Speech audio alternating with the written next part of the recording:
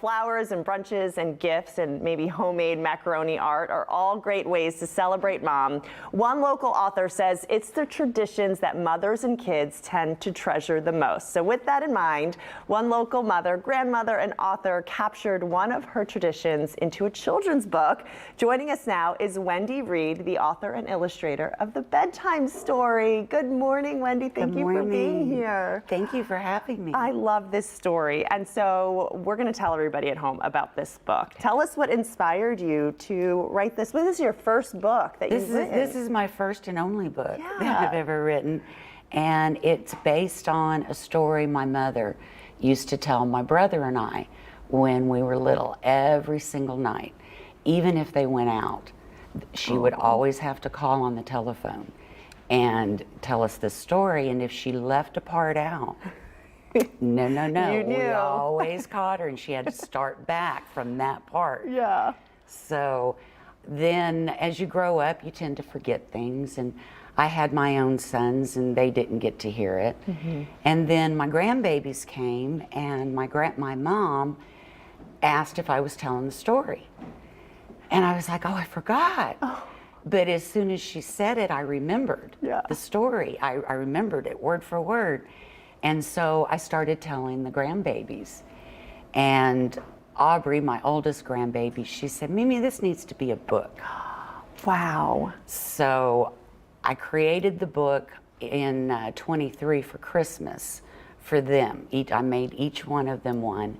And I had originally wanted them to do the art illustration. But you get 3-year-olds and 8-year-olds, and their artwork's not that great. So I included it on their book. Okay. And I'd had to redraw like a child for this book. I love it. But it was easy to do. I love it. It's so sweet. And it is a sweet bedtime story. Can you give us like the gist of it? It's just about winding down for the night, for the day. Yeah. You know, everybody, the dog, the cat, everybody's winding down, and it's time to rest. I love it. And there was a very sweet part in this book because it is about traditions. And in the very back of the book, you added something so special here. It's, you know, you can basically write your own story. There's book title, you can write in written by and illustrated by, because you wanted families to kind of continue their own traditions. Right. This was a tradition that I didn't even really know it was a tradition until my grandchildren told me it was a tradition. And then with the idea of the book, it was more of something for them to keep and for the family not to lose this story. But as my granddaughter said, no, this needs to be out there. Everybody needs to know this story. Yes, and now we are telling everybody. Everybody has a story. And in the back of the book, there'll be a place where you can do your own writing and your own illustrations. Yes, and you said that you also came to a realization while working on this project. What was one of those? A lot of it was that they don't need the shiny new toys.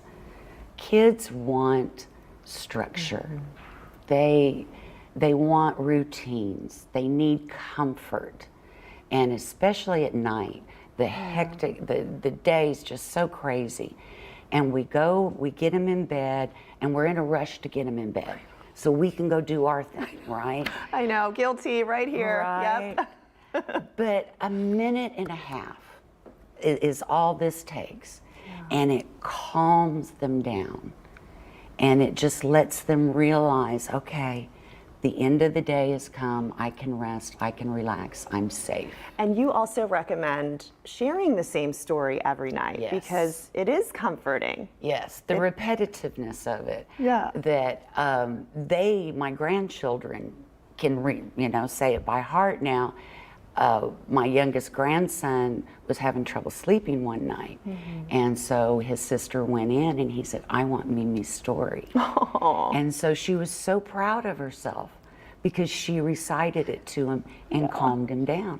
And it made her feel so good. Yes, and we're talking about memorization because that is such a great part of kids' development too, Yes. if you continue to memorize stories like this. Yes, it's good for their confidence. And their, yes, and their brains too. Yes, definitely. their Okay, brains. and you added something special to the book? Yes, at the back of the book, I have empty pages so you could write your own story.